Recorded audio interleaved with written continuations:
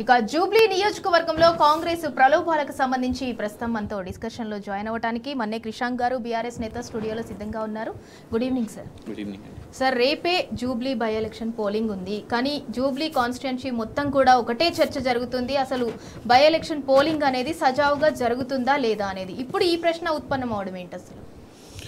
అంటే ఏ విధంగా అయితే డెస్పరేట్గా కాంగ్రెస్ వాళ్లకు చాలా స్పష్టంగా వాళ్ళకు ఓడిపోతున్నారు అని కనబడుతున్నదో దాంతో వాళ్ళ ప్రజల ఓటును కొనుక్కోగలుగుతారు అనేది, వాళ్ళని భయపెట్టగలుగుతారు అనేది మీరు గమనించండి. డే 1 నుంచి అంటే ఎన్నికల నోటిఫికేషన్ వచ్చినప్పటి నుంచి కోడ్ సుమారు 2-3 రోజులు కోడ్ నుంచి మొదలు పెట్టుకుంటే తర్వాత వాళ్ళ ప్రచార సరళి, ఆ తర్వాత ఇవాళ అంటే లాస్ట్ డే రేపు పోలింగ్ పోతుండనగా ఈ మూడింటిని 3 స్టేజ్లుగా చూడండి మీరు. స్టేజ్ నెంబర్ 1 మోసాలు చేయడం. ఎట్లా మోసం చేయడం? ఎన్నికల కోడ్ కంటే ముందు అల్కాపురి కాలనీలో ముస్లింలు ఎక్కువ ఉన్నారు కాబట్టి 150,000 ఓట్లు ముస్లింలే ఉన్నాయి కాబట్టి వీళ్ళకు ఆ కబ్రిస్తాన్ ఏదో ఉట్టిగానే అట్లా తూతూ మంత్రంగా జియో తీసేస్తే అయిపోతుంది అని మోసం చేయడం. ఆ తర్వాత ఆర్మీ వాళ్ళు వెళ్ళారు. అది గమనించండి మీరు. మోసాలు చేయడము, ఇటు సినిమా వాళ్ళకి ఏదో చేస్తాము అనేసి చిత్రపురి సొసైటీ వాళ్ళకు అప్పుడే గుర్తొచ్చి అప్పటి వరకు వీళ్ళకు గుర్తు రాకుండా వీళ్ళకి ఇన్సూరెన్స్లు ఇస్తాము అనేది అదొక మోసం. ఆ తర్వాత ఇంకొకసారి ఫ్రస్ట్రేషన్లోకి పోయిన తర్వాత బెదిరింపులకు దిగిరు. ఇక బెదిరింపులు ఏంటి? ఇది మీకు పథకాలు ఆపేస్తాం, మీరు కాంగ్రెస్ కోటేయకుండా బీఆర్ఎస్ కోటేస్తే మీకు పథకాలు ఆపేస్తాము అనేది ఇంకొక స్టేజ్లోకి వెళ్ళిపోయి ఇక బెదిరింపులు, పనిచేసే వాళ్ళకి బెదిరింపులు. మిమ్మల్ని ఒక్కొల్లని కూడా అభ్యర్థి అన్నాడు కదా, ఇటు ముఖ్యమంత్రి గారు ఇటు అభ్యర్థి ఎవరికి వాళ్ళు తగులుకున్నాడు. ఎక్కడికి పడితే అక్కడ ఫ్రస్ట్రేషన్లో వాళ్ళు ఎవరిని తిరగనీయం, మీరు మళ్ళీ మీ ఇంటికి పోరు, ఇవన్నీ మనం చూసినాం. ఆ స్టేజ్ నుంచి ఇంకా లాస్ట్కి ఈ ఫ్రస్ట్రేషన్ పీక్ లెవెల్కి వెళ్ళిపోయినాక అబద్ధాలు, అజరుద్దీన్ గారు వరల్డ్ కప్ గెలిపించుకొని వచ్చిండ్రు అనేది, ఇట్లా ఎన్నెన్నో అబద్ధాలు చూసి ఇవన్నిటి తర్వాత ఇక పాకిస్తాను గురించి రేవంత్ నగర్లో మాట్లాడడం ఏందో, ముఖ్యమంత్రి గారు పాకిస్తాను భారతదేశాన్ని ముడ్డి మీద దన్నింది అని మాట్లాడడము, ఎన్నెందో మాట్లాడి ఇవన్నీ వర్కౌట్ కాలేదు. ఇక మీకు ఇన్ఫ్యాక్ట్ ఉదాహరణ ఒకటి చెప్తాను. వీళ్ళు ఏం చేసిర్రు, మోసం ఎట్లా చేసిర్రు అంటే, కోర్టు, గౌరవ కోర్టు ఇదే సంవత్సరంలో ఒక బిల్డింగ్ ఉన్నది ఎర్రగడ్డ ఏరియాలో. ఆ బిల్డింగుని అది అనాథరైజ్డ్ బిల్డింగ్ అని కోర్టు జడ్జి గారు తీర్పిచ్చేసారు. దాన్ని కూల్చేయండి అని చెప్పారు. చెప్పిన దాన్ని వీళ్ళు ఏం చేసిండ్రు, పొన్నం ప్రభాకర్ గారు, వివేక్ గారు, ఆయన ఉంటాడు ఫహీం ఖురేషి అని, ముస్లింలను మోసం చేయడానికి దాన్ని తెలంగాణ మైనారిటీ రెసిడెన్షియల్ స్కూల్గా ఓపెనింగ్ చేసారు. అనాథరైజ్డ్ బిల్డింగ్ అది. మొన్న మళ్ళా జడ్జి సీరియస్ అయ్యిండు. ఎందుకు? పాప ముస్లిం సోదరులు వాళ్ళు ఈ జడ్జి ప్రొసీడింగ్స్, కోర్టు ప్రొసీడింగ్స్ ఇవి ఫాలో కారు కదా. పుట్టిగానే ఎలక్షన్ కోసము ఇదంతా రిబ్బన్ కటింగ్ చేసేసి బోర్డు వేసేసి మోసం చేయడానికి. నిన్న మొన్న ఏం చేసిర్రు, ఆ బోర్డు కూడా తీసేసిర్రు. ఇలా మళ్ళీ అందరు ప్రశ్నించడం మొదలు పెట్టారు కాబట్టి బోర్డు పెట్టారు. ఇదొకటి మీరు గమనించండి. ఎర్రగడ్డలో షరీఫ్ భాయ్ జూన్లో మాగంటి గోపీనాథ్ గారు చనిపోయారు. చనిపోయిన అనంతరము ఈ షరీఫ్ భాయ్కి నిజంగానే రేవంత్ రెడ్డి ప్రభుత్వం నచ్చితే, కాంగ్రెస్ పార్టీ సిద్ధాంతం నచ్చితే జూలైలో చేరాలి, ఆగస్టులో చేరాలి, సెప్టెంబర్లో చేరాలి. కానీ ఎప్పుడు? రేపు పోలింగ్ అనగా ఒక 2 రోజుల క్రితం ఆయన లాక్కున్నారు. ఆయన వాళ్ళ టార్చర్ తట్టుకోలేక పోయి పాపము ఆసుపత్రిలో చేరాడు. షఫీభాయ్ ఆయన ఎప్పుడో ముస్లిం సంస్థలతో పనులు ఉంటాయి కాబట్టి కొన్ని నెలల ముందు ఈ మైనారిటీ రెసిడెన్షియల్ ఆయన చైర్మన్ పోయి కలిస్తే ఇవాళ ఆయన ఫోటోలను చక్కర్లు పెడుతున్నారు. ఏమని? ఆయన కూడా చేరిపోయింది. ఆయన హోటల్ మూసేసే ప్రయత్నం చేసిరు. మొన్న హోటల్ మూసేసేసరికి లేదు అనేసి మళ్ళీ ఏదో అయితే ఇవాళ ఈ ఫేక్ న్యూస్. ఆయన వీడియో రిలీజ్ చేసిన పరిస్థితి లేదు, నేను ఇక్కడనే ఉన్నాను, నేను బీఆర్ఎస్ పనిచేస్తున్నాను అనేసి. వహీద్ భాయ్ షేక్పేట్లో ఆయన ఒక వకీల్, రాత్రి 12:30 ముస్లింలలో ఎట్లుంటుంది మనకు తెలుసు కదా, పెళ్లిళ్ళనే వాళ్ళు చాలా పకడ్బందీగా వాళ్ళ సంస్కృతి వాళ్ళు ఫాలో అవుతారు. మహిళలకు సపరేట్ టెంట్ అది అంతా ఉంటుంది. అట్లాంటిది వహీద్ భాయ్ ఇంటికి రాత్రి 12:30కు పోలీసులు పోయి, లేడీస్ అందరూ కూడా ఉంటే, చిన్నపిల్లలు లేడీస్ ఉంటే వాళ్ళ ఇళ్ళల్లో చెకింగ్లు. ఇవాళ ఎట్లా అంటే ఒకవైపు మోసం, అది పని చేయకపోతే బెదిరింపులు, ఇవన్నీ స్టేజులు దాటి ఇప్పుడు ఎక్కడికి వచ్చిర్రు అంటే ఇక బతింలాడుకొని 5,000 రూపాయలంట, ప్రెషర్ కుక్కర్లంట, చీరలంట, మిక్సీలంట, ఇట్లా విచ్చలవిడిగా. ఇలా చూడండి ఆ వ్యక్తులు ఎవరైతే ఉన్నారో విజువల్స్లో కనబడేట ఆయనే దరిపల్లి రాజశేఖర్ రెడ్డి అండ్ పరమేశ్వర్ రెడ్డి. ఉప్పల్ నుంచి ఆయన అటు సైడ్ ఉన్న ఆయన ఉప్పల్ నుంచి పోటీ చేసిన ఆయన, ఎమ్మెల్యేగా పోటీ చేసిన ఆయన. దరిపల్లి రాజశేఖర్ రెడ్డి ఏమో కార్పొరేటర్, కాంగ్రెస్ పార్టీ కార్పొరేటర్. బాహటంగా ₹100 అలా వాళ్ళు పంచుతున్నారు. మల్లు రవి గారు నిన్న అక్కడనే ఉన్నారు, నాయన్ రాజేందర్ రెడ్డి గారు ఇక్కడనే ఉన్నారు, జంగా రాఘవరెడ్డి అక్కడనే ఉన్నాడు, మేడిపల్లి సత్యం అక్కడనే ఉన్నారు. ఇట్లా ఎంతో మంది లీడర్లు ఇంకా అక్కడనే ఉండి ఇలా డబ్బులు పంపిణీ చేసుకుంటున్నారంటే అల్టిమేట్గా ఏం మెసేజ్ ఇస్తున్నారు? కాంగ్రెస్ పార్టీ ఓడిపోతుందని. ఇవాళ సింపుల్గా జనాలకు అర్థమైపోయిందండి. ముస్లిం సోదరులే అంటున్నారు అజరుద్దీన్కి మంత్రి పదవి ఇచ్చిందంటేనే అదేదో చాక్లెట్ లాగా. ఎందుకంటే కేసీఆర్ గారు డిప్యూటీ చీఫ్ మినిస్టర్, హోంమంత్రి పదవి ముస్లిం మైనారిటీలకు ఇచ్చారు. నువ్వు పీక్కుంటూ ఈ స్ట్రాటజీలు చూడండి మీరు. అది కూడా రాత్రికి రాత్రి అనౌన్స్ చేయడం. 2 సంవత్సరాల వరకు నువ్వు ఇయ్యలేదు ముస్లిం ఒక్కొక్కలకు కూడా ముస్లిం మంత్రి నువ్వు ఇయ్యలేదు, చోటే ఇయ్యలేదు. నువ్వు ఎమ్మెల్యే టికెటే కట్ చేసినావు, ఇవాళ అసెంబ్లీలోనే లేరు. రేపు ఆ ఎమ్మెల్సీ కూడా అవుతుందో కాదో తెలియదు, టెంపరీ మినిస్టర్. కేటీఆర్ గారు నిలదీస్తూ పోతుంటే ఏదేదో నష్టమయ్యేటట్టు ఉందని మొన్న ఇచ్చారు. ఇచ్చిన తర్వాత కూడా 4 రోజులు ఆయన పోర్ట్ఫోలియోని ఆపారు. ఇది కావలసుకొనే టైం కిల్ చేయడానికి. నిన్నటికి ప్రచారం ముగిసింది కదా, రేపు పోలింగ్ కదా, ఇవాళ బాధ్యతలు తీసుకున్నాడు. ఎందుకు? వార్తల్లో రేపు పొద్దున పేపర్లు అందరం ముస్లింలు అందరూ చూస్తే మా అజరుద్దీన్ గారు మైనారిటీ వెల్ఫేర్ శాఖ మంత్రి అయిందని. ఎంత మైండ్ గేమ్ చూడండి. ఎంతసేపటికి మైనారిటీలని ఓటు బ్యాంక్ గా మాత్రమే చూస్తుంది. అంతే. ముఖ్యమంత్రి ఇవాళ రేవంత్ రెడ్డి గారు వచ్చి ఎందుకు మాట్లాడాలి చెప్పండి? రేవంత్ నగర్ లో, జూబ్లీ హిల్స్ లో పాకిస్తాన్ టాపిక్ ఎందుకు వచ్చింది? ఏమనుకోని నువ్వు ప్రయత్నం చేసినావు నువ్వు? నంబర్ 1. నంబర్ 2, ముస్లింలకు కాంగ్రెస్ ఉంటేనే ఇజ్జత్ ఉంటుంది, లేకుంటే అసలు ముస్లింలే లేరు అని చెప్పడం ఏంది నీ అజెండా? సిరాజ్, క్రికెటర్ సిరాజు, ఆయన చదువుకోకపోయినా కూడా నేను ఆయన డిఎస్పీ చేసినా అని ఎన్నికల ప్రచారంలో నువ్వు చెప్పడం ఏంది? నిఖత్ జరీన్కి నేను ఇన్ని కోట్ల రూపాయలు ఇచ్చినా నువ్వు చెప్పుకోవడం ఏంది? నీ ఇంటెన్షన్ ఏంటిది? నీ ఆలోచన ఏంటిది చెప్పు. ఇలా ముస్లింలు ఇదంతా కూడా చూసి చిచి ఏం చిల్లరవాడే అన్నట్టు అర్థమైపోయింది, చాలా స్పష్టంగా తెలిసిపోయింది. ఎందుకంటే ఈ రాష్ట్రం ముందు కేసీఆర్ గారిని ముఖ్యమంత్రిగా చూసింది. ఆ కేసీఆర్ గారు ఏనాడు ఒక ఉప ఎన్నికల్లో గల్లీ తిరిగి డివిజన్లకెళ్ళి నాయకులను బెదిరించి వాళ్ళని భయపెట్టి కండువాలు కప్పి తీసుకోలేదు. కేసీఆర్ గారు సింపుల్గా మిగతా నాయకులకు, ఇటు హరీష్ రావు గారికో ఇటు కేటీఆర్ గారికో వదిలేస్తుండే ఉప ఎన్నికలు. కానీ ఇక్కడ ఈయనే కాళ్ళకి అలా చక్రాలు పెట్టుకొని ప్రతి గల్లీలా తిరిగి మొత్తం మంత్రులు మొత్తం పెట్టి ఆయన్నే, ఎందుకంటే ఆయనకు అర్థమైపోయింది ఇది ఓడిపోతున్నారు అని. ఈ ఓటమి కోసం ఎవరినైనా మోసం చేస్తా, ఎవరినైనా లాగుతా. అది బాలీవుడ్ హీరో సల్మాన్ ఖాన్ అయినా, అజరుద్దీన్ అయినా, క్రికెటర్ సిరాజ్ అయినా, బాక్సర్ నిఖత్ జరీన్ అయినా, ముస్లింలైనా, ఇవాళ ఏదైనా చేసి పాకిస్తాన్ అయినా ఇవన్నీ చేసి దీనికి సమాధానం ఎవరన్నా దయచేసి ముస్లింలందరూ కూడా ఆలోచించాలి. ఇన్ని ఒకటి కాదు 2 కాదు, ఇన్ని రీజన్స్ చెప్తున్నా నేను. ఇన్ని రీజన్స్ ఉన్నప్పుడు ఎందుకు ఆయనను నమ్మాలి? ఇవాళ కేవలం ఒక ఎలక్షన్ కోసం గింత మోసం చేసి అసలు ఆయన మాట్లాడాల్సిన విషయం ఏంటిది? అసలు మాట్లాడాల్సిన విషయము ఆటో డ్రైవర్లకు ఇవ్వాల్సిన 12,000 ప్రతి సంవత్సరం కంటే 24,000 మాట్లాడినవా? మాట్లాడలేదు. హైడ్రా కూల్చివేతలు అంత బాహటంగా ప్రతి రోడ్ షోలో కేటీఆర్ గారు హైడ్రా బాధితుల చూపెడుతుంటే కనీసం దాని గురించి మాట్లాడే హక్కు నీకు లేదు. హైడ్రా గురించి ఎందుకు మాట్లాడలేదు? పోనీ నీ 6 గ్యారంటీల గురించి ఎందుకు ఎత్తలేదు? ఒక్క దగ్గరనన్నా గ్యారంటీల పదం వినబడ్డదా మనకు? నా ఈ గ్యారంటీలు ఉన్నాయి, చలో ముస్లింలకే నువ్వు కామారెడ్డి డిక్లరేషను ఇలా ఉంది కదా నీది, కామారెడ్డి డిక్లరేషన్, ముస్లింల డిక్లరేషన్. ఎందుకు ముస్లింల డిక్లరేషన్ గురించి నువ్వు మాట్లాడతలేవు? ముస్లింలకి ఇంత బడ్జెట్ పెడతా, ఇది చేస్తా, అది చేస్తా అన్నోనివి ఇలా ఎందుకు ఈ డిక్లరేషన్స్ గురించి మాట్లాడతలేవు? ఇలా స్పష్టంగా ఏ బుద్ధిజీవైనా ఆలోచిస్తే జూబ్లీ హిల్స్లో వాస్తవానికైతే కాంగ్రెస్ పూర్తిగా.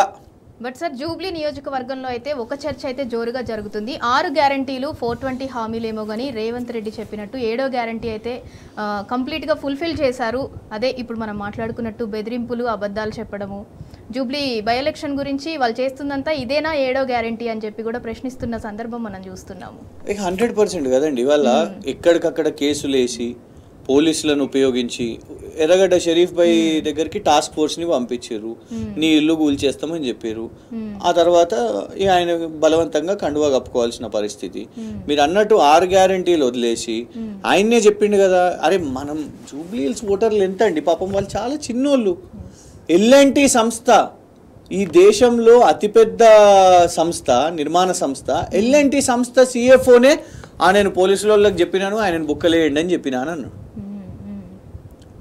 మనం మర్చిపోతున్నామా సింధురా గారు? ఇప్పుడు కొండా సురేఖ గారు ఇక్కడనే కదా, ఇక్కడనే ఉంటారు కదా వారు కూడా, అదే నియోజకవర్గంకి ఇంకొంచెం పైన పాష్ ఏరియాలు ఉంటారు. వారి ఇంటికి పోలీసులు ఎందుకు వెళ్ళిండ్రు?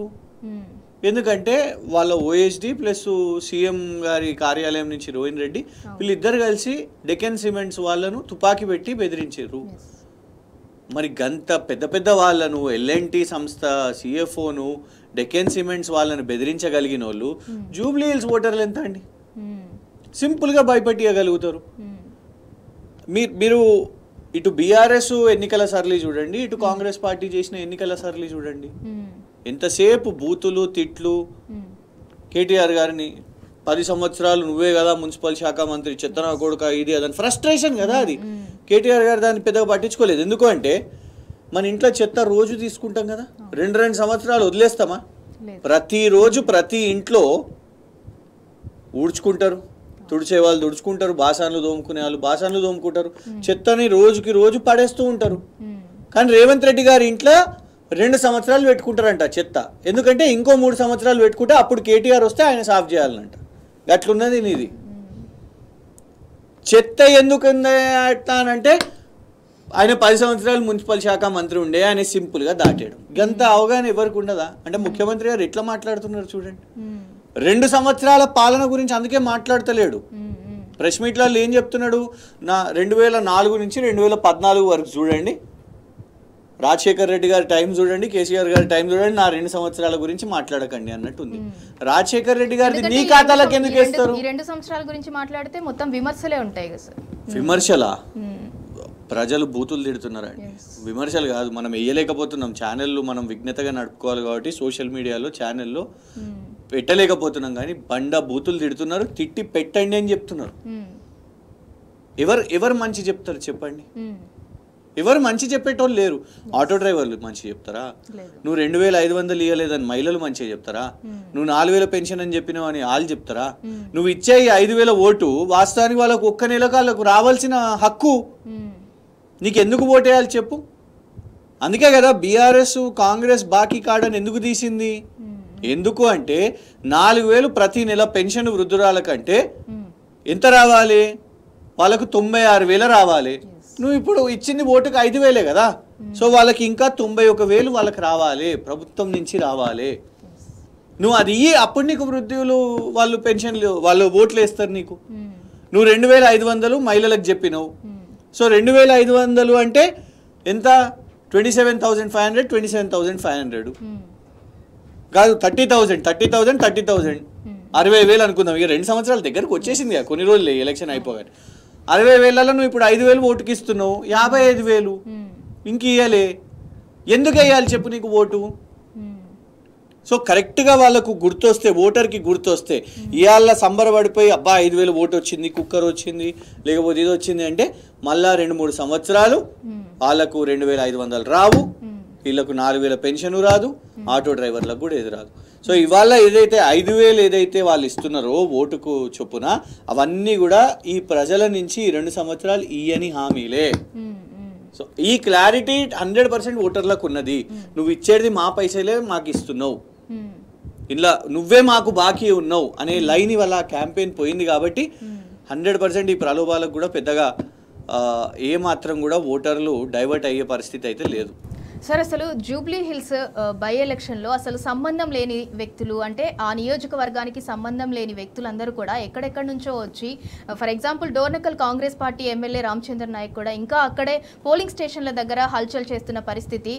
రేపు పోలింగ్ అంటే 144 సెక్షన్ అమల్లో ఉంటుంది. మరి వాటన్నిటిని కూడా ఎందుకు తుంగలో తొక్కుతున్నారు? పోలీసులు ఏం చేస్తున్నట్టు, ఈసీ అధికారులు ఏం చేస్తున్నట్టు?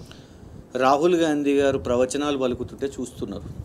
దేశం మొత్తం రాహుల్ గాంధీ గారు free and fair elections, vote చోరీ, ఎలక్షన్స్ సరిగ్గా లేదని చెప్తున్నారు. సిగ్గుండాలి రాహుల్ గాంధీ గారికి. వచ్చి తెలంగాణలో చూడు కాంగ్రెస్ పార్టీ ఎట్లా నడిపిస్తున్నదో ఎలక్షన్. ఇలా రాహుల్ గాంధీనే సిగ్గుతో తలదించుకునేటట్టు రేవంత్ ప్రభుత్వం చేస్తున్నది. ఇక్కడున్న ఎన్నికల అధికారులు అట్లనే చేస్తున్నారు. మల్లికార్జున్ ఖర్గే గారికి అర్థమైంది, మరి రాహుల్ గాంధీ గారికి అర్థం కావట్లేదు అంటారా రేవంత్ రెడ్డి పరిపాలన ఏ విధంగా ఉంది అనేది? ఆయన వస్తే కదా, ఆయన ఏమన్నాడు, మీ తెలంగాణ వాళ్ళు ఎప్పుడన్నా అడగండి నేను ఇక్కడికి వస్తాను అనేసి అన్నాడు. అట్లాంటి వ్యక్తి మరి వాళ్ళు ఎందుకు మాట్లాడతలేడు చెప్పండి? ఇవాళ రాహుల్ గాంధీ గారు సమాధానం చెప్పాలి కదా. ఇంత బాహాటంగా ఎలక్షన్ రూల్స్, దోర్నకల్ ఎమ్మెల్యేకి జూబ్లీ హిల్స్కి ఏం సంబంధం అండి? ఇప్పుడు నిన్న పీరియడ్ తర్వాత ఎవరు కూడా నియోజకవర్గంలో ఉండొద్దు. ఇవాళ హైదరాబాద్ వల్ల మేమే అడిదికి పోతలేము. మాకు ఎంత సుమారు 3-4 కిలోమీటర్లు మా కంటోన్మెంట్ నుంచి ఇక్కడికి. కంటోన్మెంట్ నుంచి పక్కకే మాకు సనత్ నగర్ ఉంటుంది. సనత్ నగర్ తర్వాత ఎంటర్ అయ్యేది జూబ్లీ హిల్స్లకే. మేమే అడిదిక్కు పోకపోతే ఇలా దూర్నకల్ ఎమ్మెల్యే అక్కడ ఏం చేస్తున్నాడు, వరంగల్ ఎమ్మెల్యే అక్కడ ఏం చేస్తున్నాడు, చుప్పదండి ఎమ్మెల్యే అక్కడ ఏం చేస్తున్నాడు, మల్లు రవి గారు ఏం చేస్తున్నారు? బోరబండలో కూడా హైటెక్ హోటల్ వద్ద కూడా అంచర్లతోటి హంగామా చేస్తున్నారు. కాంగ్రెస్ నాన్ లోకల్ లీడర్లంతా కూడా జూబ్లీ హిల్స్ లోనే ఉన్న పరిస్థితి. అయితే దీంతో ఒక్కటి అర్థమవుతున్నది ఏంటంటే, ఎందుకు ఇంకున్నారు, ఎందుకు ఇప్పుడు కూడా ఇంకా ప్రలోభాలు ఎందుకు పెడుతున్నారు, ఎందుకు డబ్బులు అక్కడ పంచుతున్నారు? ఓడిపోతున్నారు కాబట్టి. వాళ్ళకి ఇంకా నమ్మకం లేదు, వాళ్ళకు ఓట్లు పడేటట్టు లేవని వాళ్ళకి అర్థమైపోయింది. అందుకు లాస్ట్ మినిట్లో కూడా డబ్బులు ఇద్దాము అని అనుకుంటున్నారు. వాళ్ళ ప్లాన్ ఏంటిదంటే, రేపు కూడా పోలింగ్ స్టేషన్ల దగ్గర అట్లనే కూర్చొని ఇటు దొంగ ఓట్లు కానివ్వండి, ఇలా హరీష్ రావు గారు బయట పెట్టిర్రు, మొత్తం దొంగ ఓటర్ కార్డులను చూపెట్టిండ్రు. రేపు డబ్బులతోని ఇలా ఎలక్షన్ చేసే ప్రయత్నం చేస్తున్నారు. ఆయన ఏం చేస్తున్నాడు చెప్పండి? అక్కడ మీ దాంట్లోనే విజువల్స్ లోనే కనబడుతున్నది ఆ వాహనం. ఎందుకు జూబ్లీ హిల్స్ నియోజకవర్గంలో ఉన్నాడు? ఎందుకు ఇంకా ఎలక్షన్ కమిషన్ పూర్తిగా అక్కడ చేతులు ఎత్తేసిన పరిస్థితి ఎందుకు? మనకు అంత క్లియర్ గా కనిపిస్తుంది సార్. నడి రోడ్డు మీదే ఉండి వాళ్ళు డబ్బులు పంచడము అదంతా కూడా. నాన్ లోకల్ లీడర్స్ అందరు కూడా ఉన్నారు. మరి మనం విజువల్స్ లో కూడా చూస్తున్నాము. ఈసీ అధికారులు ఏం చేస్తున్నట్టు, పోలీసులు ఏం చేస్తున్నట్టు, ఇంతమంది మేము పారామిలిటరీ బలగాలను దింపాము, పోలీసులు ఇంతమంది మోహరించారు అని చెప్తున్నారు. రేవంత్ రెడ్డి గారిని గెలిపించే ప్రయత్నం చేస్తున్నారు, కానీ అది స్కోప్ లేదు. ఎందుకంటే ఎలక్షన్ అనగానే కేంద్ర బలగాలు కూడా మస్ట్ సార్. మరి కేంద్ర బలగాలు ఎందుకు మోహరించలేదంటారు? మీరు ఎవరి గురించి మాట్లాడుతున్నారు? బండి సంజయ్ గారి గురించి మాట్లాడుతున్నారు. ఆయన రేవంత్ రెడ్డి గారి గురించి ఏం మాట్లాడతలేడు. ఇద్దరు తా అంటే తందానా. మొన్న బండి సంజయ్ గారు మాట్లాడిన స్టేట్మెంట్ చూసిరుగా మీరు, ఇల్లది పాకిస్తాన్ డిఎన్ఏ ఉన్నట్టుంది. ఈయన పాకిస్తాన్ అంటాడు, ఆయన పాకిస్తాన్ అంటాడు. బీఆర్ఎస్ ఏమో హైడ్రా అంటది, ఆటో డ్రైవర్లు అంటది, బస్తీ దవాఖానాలు అంటది. ఇటు రేవంత్ రెడ్డి గారు వస్తారు, పాకిస్తాన్ అంటారు. ఇటు బండి సంజయ్ గారు వస్తారు, పాకిస్తాన్ అంటారు. సునీత బేగం అని అంటాడు. వీళ్ళు పరేషాన్. రేపు అది ఏంటది బండి సంజయ్ గారి స్టేట్మెంటు, రేపు సునీత బేగం గెలిస్తే మనము వినాయక చవితి చేసుకోలేము, బతుకమ్మ చేసుకోలేము. జూబ్లీ హిల్స్ ఎప్పుడు చేసుకోలేదా? మాగంటి గోపీనాథ్ గారు ఉన్నప్పుడు ఏ పండుగ కాలేదా? ఆయన స్వతహాగా అంటే కేసీఆర్ గారి ప్రభుత్వం కంటే ముందే ఆయన స్వతహాగా బతుకమ్మ చీరలు మానవాయితీ స్టార్ట్ చేసింది మాగంటి గోపీనాథ్ గారు. ఇద్దరికి అసలు నిన్న కేటీఆర్ గారు అప్పటికే తిట్టిరు, కొంచెం తిట్టబుద్ధి అయితే లేదు, కానీ ఏమని మాట్లాడమంటారు చెప్పండి ఇలా గురించి? ఒక సామాన్య పౌరునిగా ఒకడేమో యూనియన్ క్యాబినెట్ లో ఎంఓఎస్, ఇంకొక ఆయనేమో ముఖ్యమంత్రి. నాకు ఈ లాజికే అర్థమైతే లేదు. వీళ్ళిద్దరూ వచ్చి మన జూబ్లీ హిల్స్ లో, రేమత్ నగర్ లో, బోరబండలో, ఎర్రగడ్డ లైన్లు పాకిస్తాన్ అని మాట్లాడతారు. ఏం పాకిస్తాన్కి ఏం సంబంధం జూబ్లీ హిల్స్ తో చెప్పండి? నేను ఎందుకు ఇది అంటున్నా అంటే, మీరు ఇప్పుడు కేసు అన్నారు కదా, కావద్దా బండి సంజయ్ గారి మీద? ఉమా సుధీర్ గారు అని NDTV journalist meet the press లో రేవంత్ రెడ్డి గారిని అడిగింది, బండి సంజయ్ గారు మాట్లాడుతున్నది హేట్ స్పీచ్ అండి, మీరు కేసు ఇస్తారా అంటే, లేదు మేము దానికి కేసు ఏమో అది ఒక పొలిటికల్ స్టేట్మెంట్ గా తీసుకుంటాము అని. కానీ ఛాలెంజ్ చేస్తున్నా, మీరు చూడండి కేటీఆర్ గారి స్పీచెస్ కి ఎందుకు ఎలక్షన్ కమిషన్ పోయారు మరి కేసు వేయడానికి? బండి సంజయ్ గారిదేమో నేరం కాదంట, కానీ కేటీఆర్ గారు హైడ్రా గురించి మాట్లాడితే, బస్తీ దవాఖానా గురించి మాట్లాడితే, ఆటో డ్రైవర్ల అంశం మాట్లాడితే, అభివృద్ధి గురించి మాట్లాడితే నేరం. సో ఇవన్నీ అంశాలు కూడా ఓటర్ల వరకు మరి నిజంగా చేరుతుందా అనేది మనం చూడాలి. వాళ్ళందరూ కూడా ఇదంతా అసెస్ చేయాల్సిన అవసరం ఉన్నది. ఏ విధంగా ఇక్కడున్న మీరు అన్న కేంద్రం నుంచి ఏం ఆశిస్తామండి? కేంద్రం అడిగిందా వాళ్ళని? ఇన్ని మాటలు మాట్లాడను. నిజంగా చెప్తా, రేవంత్ రెడ్డి గారి స్టేట్మెంట్ పాకిస్తాను ముడ్డి మీద దన్నింది అనే స్టేట్మెంట్ ఇంకే పౌరుడు ఇచ్చినా నేషనల్ సెక్యూరిటీ మీద సెక్షన్లు వేసేసి జైలు వేస్తుండే కదా. మీకు గుర్తుంటే జేఎన్యూలో వాళ్ళు కాశ్మీర్ కోసం స్లోగన్లు ఇచ్చారు, ఏదో స్లోగన్ రకరకాల, అప్పుడు అంతా ఆజాదీ ఆజాదీ అనే స్లోగన్స్ వచ్చినాయి కదా.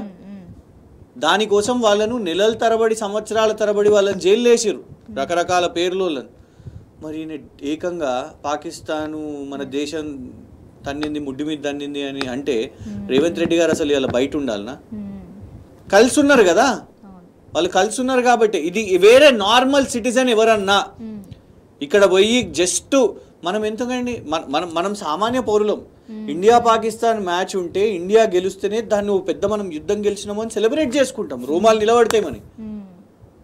యుద్ధం అనేది ఇంకా చాలా పెద్ద విషయం. ఇక్కడ ఎవరన్నా మనకు చిన్న జెండా అప్పుడప్పుడు కొన్ని చేస్తూ ఉంటారు, ఇట్లాంటి కమ్యూనల్ రైట్స్ రావడానికి పాకిస్తాన్ జెండా అని, ముస్లిం వాళ్ళ జెండాను పాకిస్తాన్ జెండా అని కన్ఫ్యూజన్లు క్రియేట్ చేస్తుంటారు. దానికే పెద్ద గొడవలు అవుతుంటాయి. మరి అట్లాంటప్పుడు మన ముఖ్యమంత్రి పాకిస్తాన్ని గొప్పగా మాట్లాడితే, రేవంత్ రెడ్డి గారు మాట్లాడితే ఆయన మీద ఎన్ని కేసులు కావాలి? ఆయన అసలు బయట ఉండొద్దు. వాస్తవాన్ని చెప్పాలంటే ఎలక్షన్ కమిషన్ ఆయనని బ్యాన్ చేయాలి ప్రచారానికి. ఎందుకు చేయలేదు? ఎందుకంటే వాళ్ళు కలిసి ఉన్నారు కాబట్టి, అజెండాని మార్చే ప్రయత్నం చేశారు కాబట్టి. దీన్ని హిందూ ముస్లిం గాను, ఇండియా పాకిస్తాన్ గాను చర్చను డైవర్ట్ చేసి బీఆర్ఎస్ మాట్లాడుతున్న ఈ నగర సమస్యలు, జూబ్లీ హిల్స్ సమస్యలు, తెలంగాణ ఇవాళ రేవంత్ గారి ప్రభుత్వం వచ్చిన తర్వాత పడుతున్న అవస్థలు, వీటి గురించి చర్చ కావద్దని చాలా ప్రయత్నం చేశారు. కానీ ఓటర్లు అందరూ కూడా ఇవాళ చాలా వాళ్ళు చైతన్యపరచులు, వాళ్ళు అబ్సల్యూట్లీ వాళ్ళు ఎన్లైటెండ్ అయిపోయారు. సార్ అలాగే సి విజిల్ అనే యాప్ లో కూడా ఎన్నో సమస్యల్ని రేజ్ చేశారు, అయినా కూడా ఎలాంటి రెస్పాన్స్ లేదు. No action at all. C vigil కానివ్వండి, డే 1 నుంచి కేటీఆర్ గారు ఆల్రెడీ ఎలక్షన్ ఆఫీసర్ దగ్గర పోయినారు, దొంగ ఓట్లను చూపెట్టారు, డబుల్ వీడియోలతో సహా ఆధారాలతో సహా ఈసీకి చూపించారు, అయినా కూడా ఎలాంటి చర్యలు లేవు. ఏం చర్యలు లేవు. ఒక్కటి నవీన్ యాదవ్ గారు, ఎందుకంటే వాళ్ళు చూడండి వాళ్ళు హరీష్ రావు గారు దొంగ ఓట్లను చూపెట్టారు, నవీన్ యాదవ్ గారు దొంగ ఓట్లను ముద్రించారు. అసలు నిజం చెప్పాలంటే వారు అనర్హులు, యాక్చువల్లీ నిలబడదు. ఎందుకు పోటీలో ఉండాలి చెప్పండి? నువ్వు దొంగ ఓట్లు చేపించి నువ్వు డిస్ట్రిబ్యూట్ చేసినావు. ఇవాళ అదే దొంగ ఓట్లు సర్క్యులేషన్లో ఉన్నాయి, రేపు వాళ్ళు పోలింగ్కి రావచ్చు, రిగ్గింగ్ అవ్వచ్చు. ఇప్పుడు జూబ్లీ హిల్స్ నియోజకవర్గ ప్రజలందరికీ కూడా ఉన్న భయం అదే, డౌట్ అదే సార్. అసలు రేపు ఎన్నికలు పారదర్శకంగా జరుగుతాయా? రేపు బై ఎలక్షన్ పారదర్శకంగా జరుగుతుందా లేదా? మా ప్లేస్లో దొంగ ఓటు తోటి వాళ్ళు వచ్చి ఓటు వేసేస్తే ఏంటి పరిస్థితి అని చెప్పి ఇప్పుడు వాళ్ళకున్న డౌట్ అదే. మరి భయంలో బతుకుతున్నది ఇవాళ జూబ్లీ హిల్స్, భయంలో బతుకుతున్నది. ఈ భయంని పోరాడి రేపు వచ్చి ఓటుకేస్తారా, భయానికి లొంగిపోతారా అనేది మనం చూడాలి. ఎందుకంటే ఇవాళ భయపడిపోతే వచ్చే 3 సంవత్సరాలు ఇదే ఈ క్రిమినల్ పాలనే ఉంటుంది.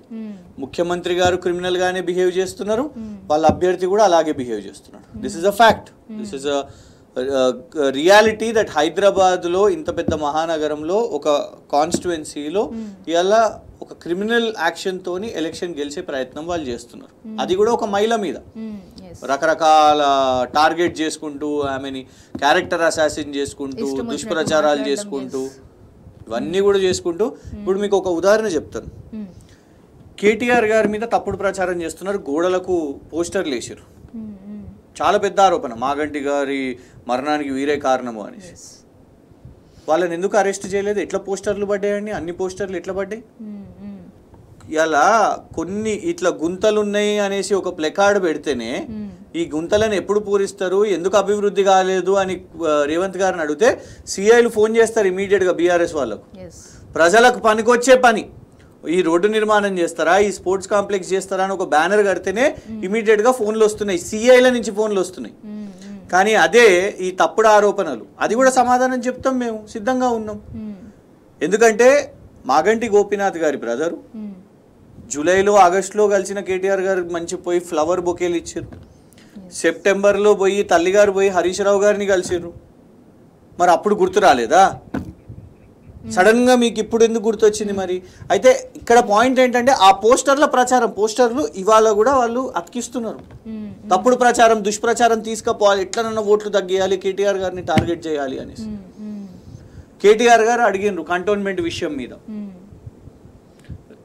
ఏమని, నువ్వు 23 కోట్ల స్పోర్ట్స్ కాంప్లెక్స్ కడతా అన్నావు. అక్కడ పోయి చూస్తే స్పోర్ట్స్ కాంప్లెక్స్ కాదనలా, గేదెలు అందులో గడ్డి మేస్తున్నాయి. ఎక్కడున్నది నీ స్పోర్ట్స్ కాంప్లెక్స్ అని అడిగారు తప్ప.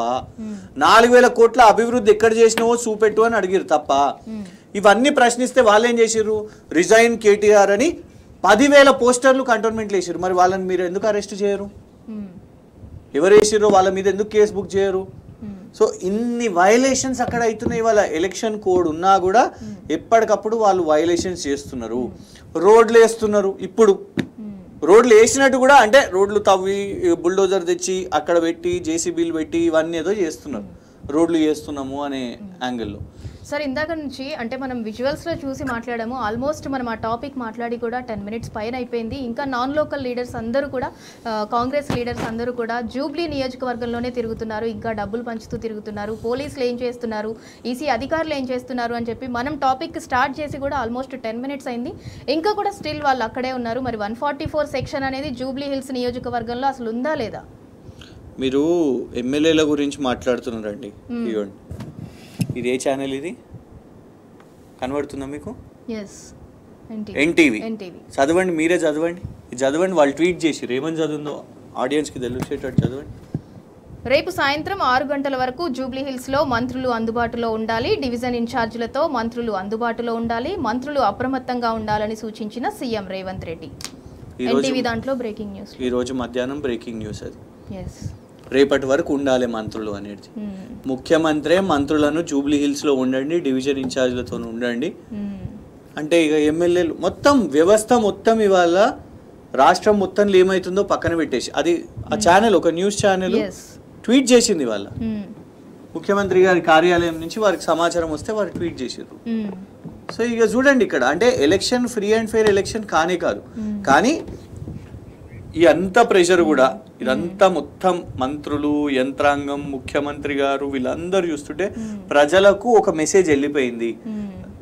కేటీఆర్ గారు రేవంత్ రెడ్డిని భయపెట్టించేసిండు. రేవంత్ రెడ్డి భయపడ్డాడు, అందుకే విచ్చలవిడిగా డబ్బులు తీస్తున్నాడు, ఓటమిని అంగీకరించిండు.